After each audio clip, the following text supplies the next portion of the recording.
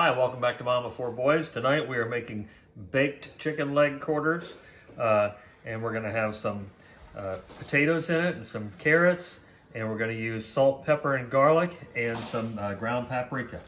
So we're going to get started by, I've already taken the skin off of my chicken. I'm going to cut these potatoes into pieces that are going to be like bite-sized for in the meal, because they're all going to be seasoned, so I want them to be able to be spooned out in pieces and not come out as whole potatoes. Be very careful when you're cutting potatoes that the potato doesn't roll on you and wind up losing part of your finger.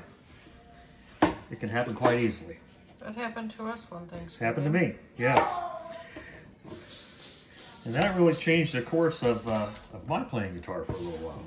So, it's still not the same, so be very careful, because the potatoes they'll roll, and once they're rolling, very hard to stop. So just take your time and think about what you're doing when you cut potatoes. So we got our potatoes. I'm going to cut up our carrots here in just a second, and careful, and we'll season these up. Okay, so there's our potatoes. Hey, Bubba's. Now we're going to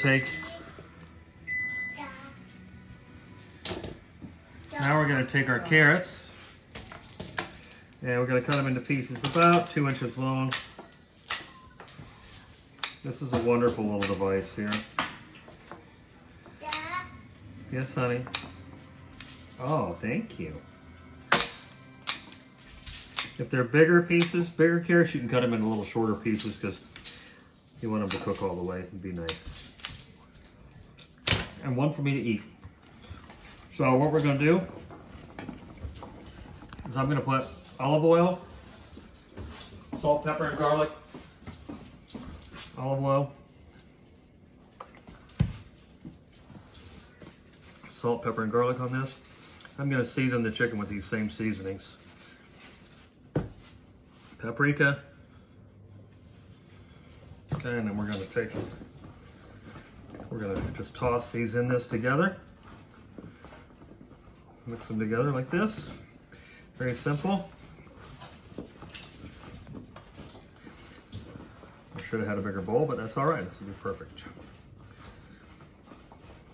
Okay, so see how these are all getting this seasonings all over them. So the next thing we're going to do is we're going to set this aside. We've got our Dutch oven here. That's what we're going to cook in. So we're going to wipe my hands off real quick. Keeping my gloves on, but wiping my hands off because I haven't touched any meat with these gloves. So I'm going to just wipe the oil off of them so I can go ahead and keep going. I'll put some olive oil in the bottom of the Dutch oven, a nice little generous amount. I'll roll that around a little. Dutch ovens are great. And then we're going to take our, I think I'll season the bottom of the chicken first. Are you okay, Bubba's? Now I've got to ditch one glove because I don't like to touch these with dirty gloves. So we're going to season this up. This is a very fast meal to put together. You just almost got to kind of keep up with me here. Okay. That was Himalayan pink salt. Pink salt, garlic, and pepper. They'll show it to you. Yes, it's McCormick. We use it quite a bit. And our dishwasher front is clean. It's just, I don't know why it always does that. No matter how much you wipe it, it always has marks on it. Stainless steel for you. You'd think it wouldn't, but it does. Everybody was buying stainless steel thinking, oh, I'm getting something that's never going to have any marks on it. So okay, we're going to lay these in the bottom here. We're going to kind of stagger them so that they'll all go in. And I'll show you this here. You'll see how I've laid those in there perfectly, so they make kind of a circle. The next thing we're going to do is I'm going to put a little more olive oil on top of them. And I also, after I trim these, after I trimmed this meat, I washed them. I just wash them off, rinse them off in water to get any kind of bone fragments off, anything that could have been in there from them butchering, and I dried them with paper towels as best I could. Okay, so I'm just gonna take my vegetables, put it over top like that. Get rid of this glove now. We don't eat the skin in our house, so if you're a family that eats the skin, then we don't like to waste all the seasoning on the skin if we can help it. So we're gonna take this and we're gonna put it in our oven at 375 for how long, honey? It said 60 minutes, but we're gonna check it 25 minutes and rotate it, and then we'll be back at that time. All right, let me show you this real quick. Here's clean up as a breeze, and you just put a piece of foil down. And look at that. Countertop's as clean as it was when you started. Yeah, so our countertops have brown flecks in it. That's yeah, I always do that. You'll see me do that all the time. Okay, we'll be back. And we're gonna put a lid on this Dutch oven. We have a lid to put on it. We'll be back. Hi, welcome back. We've got our Dutch oven out. We wound up cooking it for right at 60 minutes, and we're gonna take a look at it. The meat, I just temped it a second ago. The meat's about 200 degrees, but it's so tender. Everything in there is tender as could be. So we're gonna plate it up, and we'll be right back. Hi, welcome back to Mom of Four Boys. It's time for the taste test of the baked chicken leg quarters.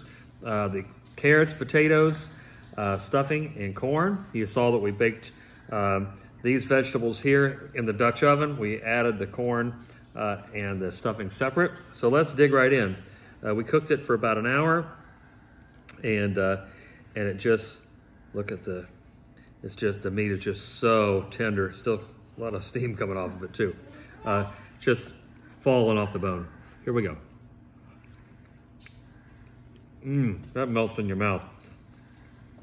So see, I like it that we took the skin off of it. I'm not a big skin on this type of, the way we cook this, I'm not a big skin on person. So let's have a potato and some stuffing. The potatoes, they taste so good with that group of spices we put on there. Everything, the carrots and everything, they're just, if you can see how this cuts, there's still a little bit of resistance there, so they're cooked, that means they're cooked perfect. They're not just mush. All right. This is fantastic, and it does just melt in your mouth. A little bit more of the chicken. Look at that, so hot though. So hot, just coming right off though. Look at that. Wonderful. One more bite, gotta have one more bite.